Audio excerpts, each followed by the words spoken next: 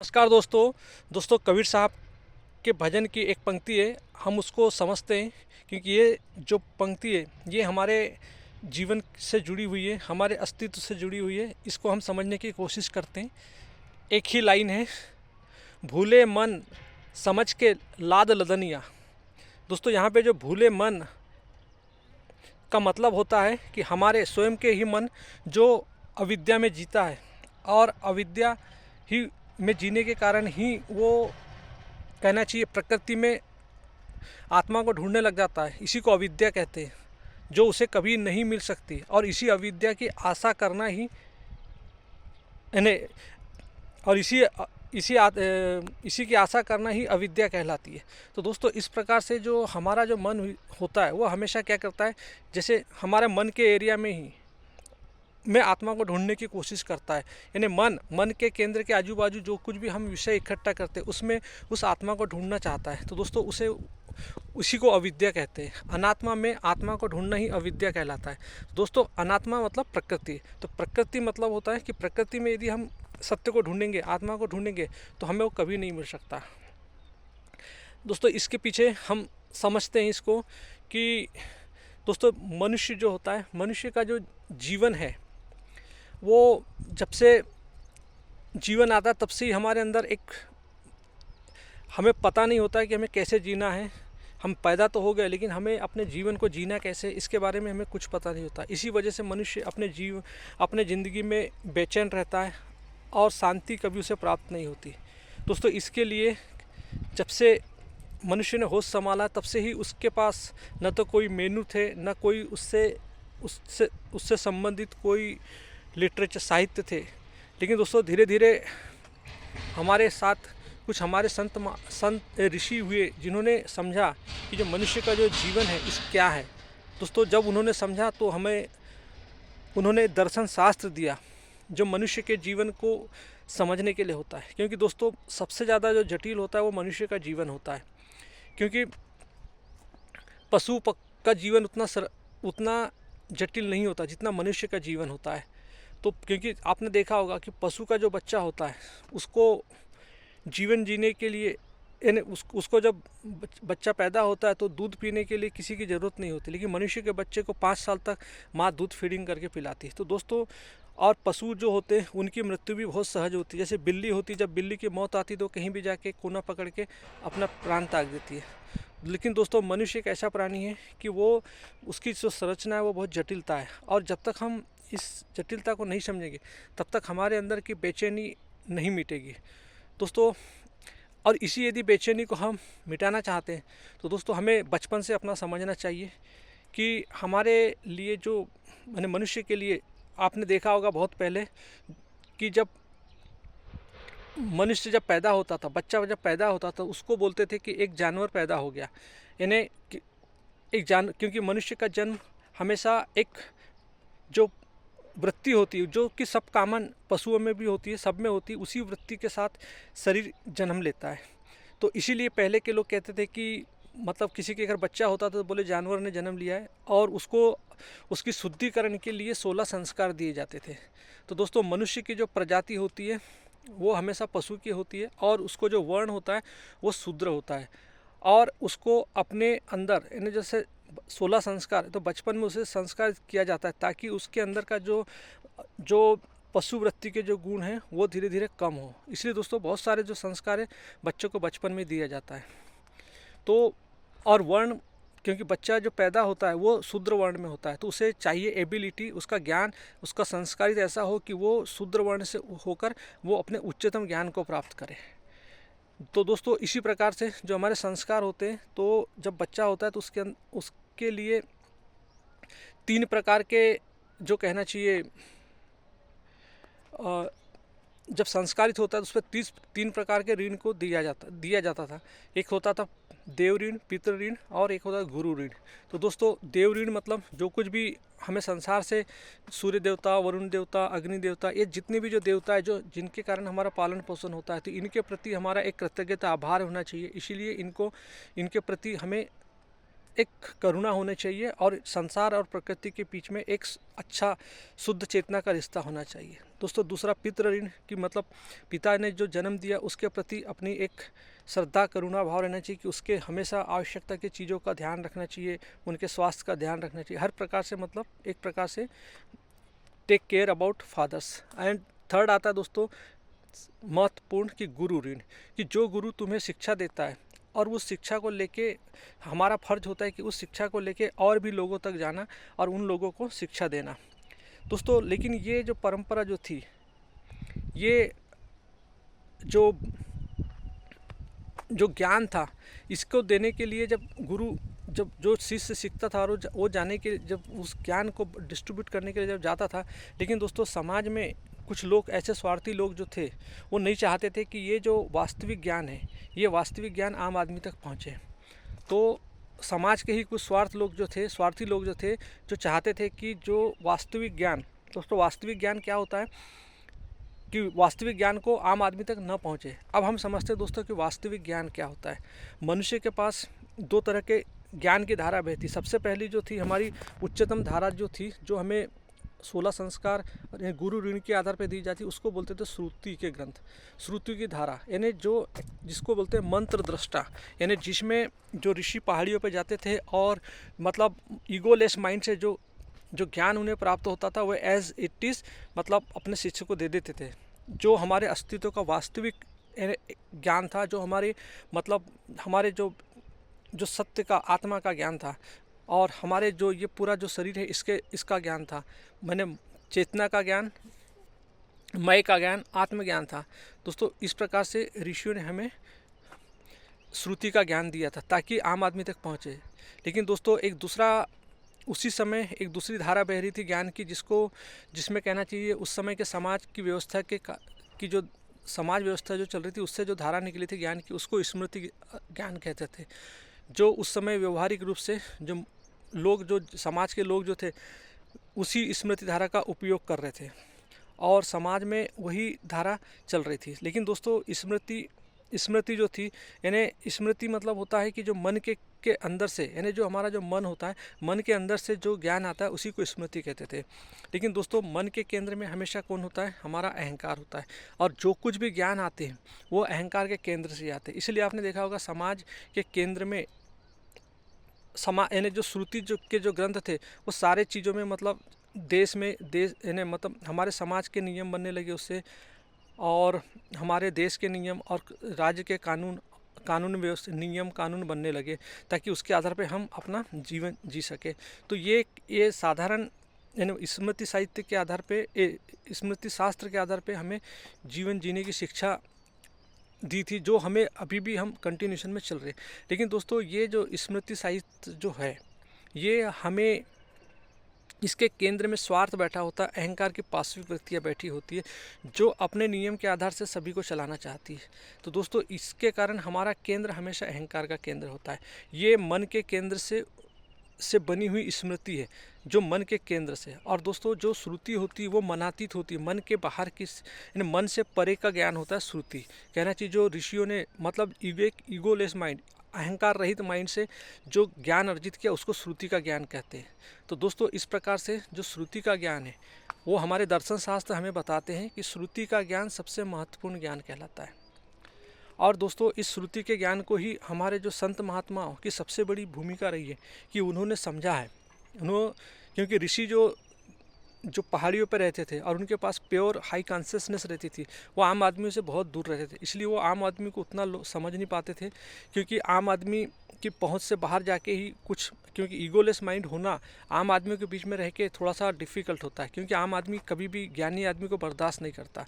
इसलिए ऋषि आत्म मनुष्य के कल्याण के लिए बाहर जाके ईगोलेस माइंड होके मतलब जो हमें श्रुति का ग्रंथ दिया। दोस्तों श्रुति के ग्रंथ जो होते हैं उसमें आते हैं उपनिषद आता है, श्रीमद् भगवद गीता आती है और हमारे दर्शन शास्त्र आते हैं। यानी श्रुति ब्रह्म सूत्र आता है, दर्शन शास्त्र भी हमारे ये मतलब स्मृति धर्म शास्त्र में आते हैं। लेकिन दोस्तों दर्शन शास्त्र जो है उसमें हमारे वास्तविक पूरा श्रुति के ग्रंथों का विवरण है, इसलिए दर्शन शास्त्र हमारे मानव के लिए बहुत उपयोगी है। तो दोस्तों हमारे जीवन में जो वास्तविक ज्ञान है वो है हमारे श्रुति के ज्ञान, यानी श्रीमद् भगवद गीता, उपनिषद, ब्रह्म सूत्र, जो हमें बता, और भारतीय दर्शन शास्त्र जो हमें बताते हैं कि मनुष्य का वास्तविक जीवन क्या है। और दोस्तों जो स्मृति शास्त्र होते हैं वो हमारे अंदर की यानी कानून व्यवस्था, न्यायपालिका, इन सब चीज़ों का ज्ञान देते हैं कि परिवार में पत्नी के लिए क्या नियम होना चाहिए, नौकर के लिए क्या नियम होने चाहिए, व्यापारी के लिए क्या नियम होना चाहिए, यानी पूरा जो कानून व्यवस्था चलती है वो स्मृति शास्त्र से चलती है, क्योंकि वो मन के द्वारा रचित है। तो दोस्तों ये जो ग्रंथ होते हैं ये अहंकार के केंद्र से संचालित होते, इसीलिए ये ज्ञान हमारे जीवन में उतना उपयोगी नहीं होता है। इसीलिए दोस्तों हमारे दर्शन के शास्त्र कहते हैं कि यदि कोई भी ज्ञान यदि श्रुति के द्वारा आपको मिल रहा है तो वो ज्ञान सत्य माना जाएगा, और जो ज्ञान यदि स्मृति से मिल रहा है और वो स्मृति का ज्ञान यदि श्रुति से मेल नहीं खा रहा है तो उस ज्ञान को महत्व नहीं दिया जाएगा। तो दोस्तों आप भी अपने जीवन में देखिए कि वास्तविक ज्ञान श्रुति से आ रहा है या स्मृति से आ रहा है। यदि स्मृति से आप किसी ज्ञान को ग्रहण कर रहे हैं और उसका मेल यदि श्रुति से नहीं हो रहा है तो उस ग्रंथ को मत मानिए। दोस्तों यही हमारे आचार्यों की सीख है। आचार्य प्रशांत जी भी हमें यही समझाते हैं, और जो ज्ञान हमें मिल रहा है उसकी वास्तविकता परख होना चाहिए। दोस्तों आज ये हो रहा है कि हम अपने वास्तविक ज्ञान से बहुत दूर होते जा रहे हैं। तो साहब हमसे वही समझाना चाह रहे हैं, कबीर साहब, कि इस साखियों के माध्यम से कि भूले मन समझ के लाद लदनिया। तो दोस्तों जो हमारा जो मन होता है, जो अविद्या में जीता है, यानी प्रकृति में ही आत्मा को जानना अविद्या कहलाती है। यानी अपने मन के दायरे में हमारा मन क्या करता है, बहुत सारे विषयों को इकट्ठा कर लेता है। हमारे रिश्तेदार, संबंध सब मन के दायरे में बैठे रहते हैं, और हम उच्चतम जो है, हम सत्य को भी चाहते हैं, आत्मा को चाहते हैं कि आत्मा का ज्ञान भी हमारे अंदर जो बैठे हुए हमारे जो दोस्त मित्र भाई बंधु है उन्हीं के द्वारा हमें प्राप्त हो जाए। दोस्तों ये कभी नहीं हो सकता, क्योंकि हम प्रकृति में ही आत्मा को ढूंढने लगते हैं, यानी प्रकृति में ही उच्चतम ज्ञान ढूंढते हैं, क्योंकि वो भी हमारे तल के हैं जो हमने अपने मन में जिनको जगह दे के रखी है। तो दोस्तों जो भी लोगों को हम यदि अपने मन में रहेंगे तो वो जो भी रिश्ते बनाएंगे वो हमें कैसे ज्ञान दे सकते हैं। दोस्तों एक उदाहरण से समझते हैं कि जैसे किसी व्यक्ति को HIV हो जाता है, तो HIV होने से बॉडी का इम्यूनिटी पावर डाउन हो जाता है। लेकिन दोस्तों HIV होने जैसी बॉडी का इम्यूनिटी पावर डाउन होता है तो क्या होता है, उसके अंदर मतलब निमोनिया और वायरस आ जाते हैं, जिसके कारण मृत्यु हो जाती है। तो कहना चाहिए HIV उस बारात की तरह होता है, कि जो HIV उस दूल्हे की तरह होता है जो बाराती लेके आता है, और बारात होती है उसके निमोनिया वायरस, निमोनिया के बैक्टीरिया, वायरस, फंगी, ये सब होते हैं जो आके शरीर के ऊपर ऑक्यूपाई कर लेते हैं। तो दोस्तों और हमारी मृत्यु हो जाती है। तो दोस्तों इसी प्रकार से होता है कि हमारे मन में भी जो ये HIV वायरस जो होता है, जो अहंकार जो होता है, ये तमाम तरीके के विषयों को ला के मन में इकट्ठे करते रहता है, और ये हमारा मन क्या होता है कि मतलब उन्हीं विषयों को सच मानने लगता है और उन्हीं के आधार पे जीवन जीने लगता है। तो दोस्तों हमें ज़रूरत है, हमें ज़्यादा रिश्ता बनाने की ज़रूरत नहीं है, हमारे अंदर जो पहले से ही भरा हुआ है उसे हटाने की ज़रूरत है।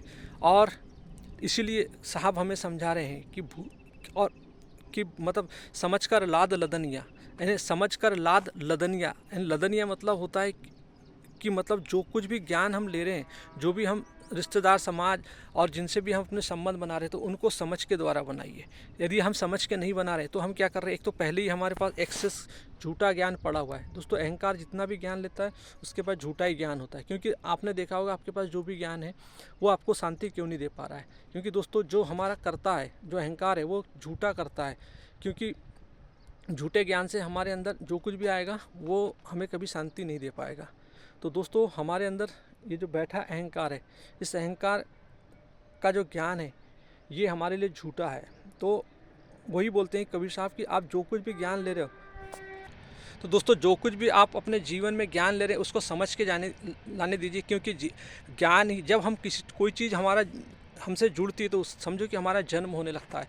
दोस्तों इसी से होता है कि हमारे मन में न जाने कितने ऐसे पुराने विचार रखे रहते हैं उसके साथ, जिसके साथ हमारा जन्म होता है। तो कहना चाहिए हमें उसे हटाने की ज़रूरत है, अननेसेसरी विचारों को नहीं रखना है, क्योंकि दोस्तों ये सब मैं अहंकार की संरचना में जाके, ये सब हमारे जो सबकॉन्शियस माइंड में जाके अहंकार के संरचना में जाके सब ये समाहित हो जाते हैं, और अहंकार इन्हीं के आधार पे हमारे शरीर का उपयोग करता है अपने भोग के लिए। तो दोस्तों हमें ज़रूरत है कि अहंकार को देखना और समझना। तो दोस्तों इसके लिए हमारे पास हम इस इस विधि को जो हमारे ऋषि मुनि हमें समझाते, भगवान कृष्ण हमें गीता में समझाते हैं कि मैं के द्वारा मैं को जीतना। तो दोस्तों एक मैं होता है झूठा मैं, अहंकार, जो हमारे दुनिया बना के चलता है, जो जिस दुनिया पे हम चलते हैं, जो हमारी झूठी दुनिया होती है, जहाँ कर्ता भाव झूठा होता है। तो दोस्तों ये जो अहंकार जो होता है, जो प्राकृतिक रूप से जो अहंकार होता है, ये प्रकृति की चीज़ों के साथ जुड़ता है, इसकी प्रकृति होती है। लेकिन दोस्तों यदि इसके हमारे पास एक दूसरा मैं भी होता है, जिसको हम साक्षित्व बोलते हैं। तो यदि पहला मैं की प्रकृति होती है और दूसरा मैं जो होता है उसका स्वभाव होता है, और जो पहला मैं होता है वो हमेशा व्यवहार करता है, और जो दूसरा मैं जो होता है वो हमेशा अवलोकन करता है, वो साक्षी है। और पहला मैं जो होता है वो कर्ता भाव रखता है, और दूसरा मैं जो होता है वो दृष्टा भाव रखता है।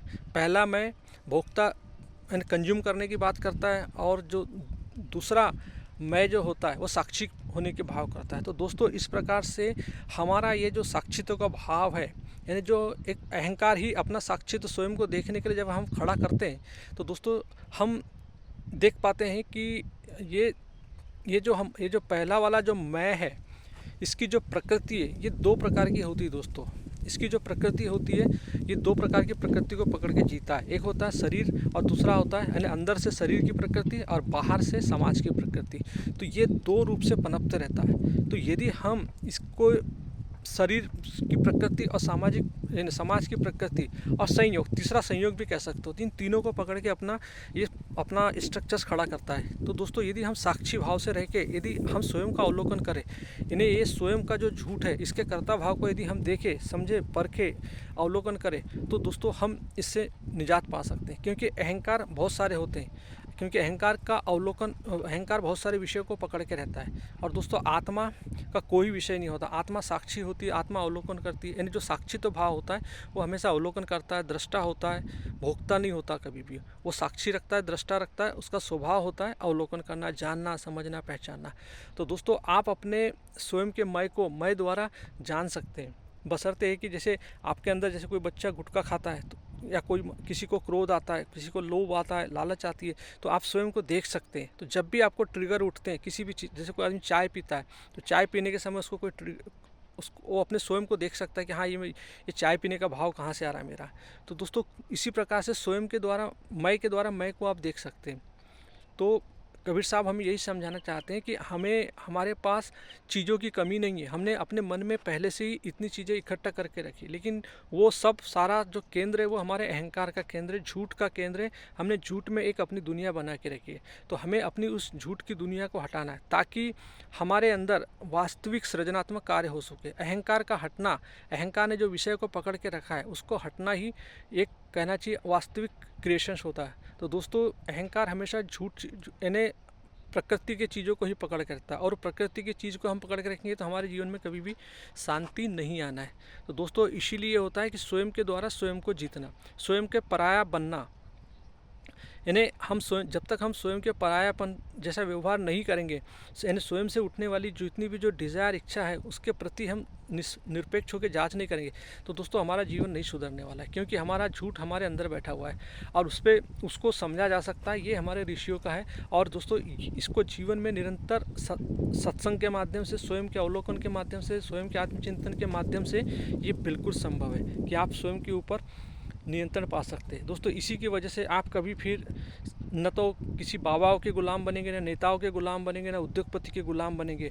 दोस्तों आज हम जितने परिप्रेक्ष्य में फंसे हुए हैं, और कि हम स्वयं की संरचना को नहीं समझ रहे हैं, स्वयं को नहीं जान रहे, यही हमारा जीवन को गलत दिशा में लेके जा रहा है, और हम गुलाम बनते जा रहे हैं। अहंकार हमारा सबसे बड़ा अज्ञान है, झूठ है, जो हमें कर्ता भाव देता है। और दोस्तों यही हमारा सबसे बड़ा अहंकार शरीर का पूरा भोग अपने तृप्ति के लिए कर लेता है, अपने काम वासना और डिज़ायर के लिए कर लेता है। तो दोस्तों ज़रूरत है हमारे वास्तविक सनातन ग्रंथ के पास जाने की, न कि ये सब जो मन के अंदर के जो ग्रंथ है इनको पकड़ के जीवन जीना। इनकी बात तभी सत्य माना जब श्रुति के ग्रंथ अलाउ करे।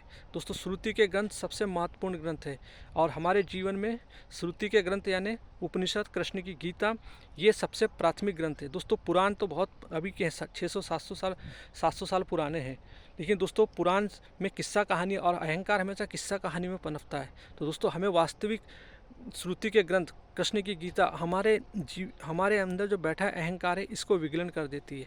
इसको मतलब इसके अंदर समझ होके ये पतला होने लगता है, और जब पतला होने लगता है तो दोस्तों हमारे अंदर से एक सृजनात्मक कार्य होने लगता है। तो आई थिंक दोस्तों आपको समझ आया हो।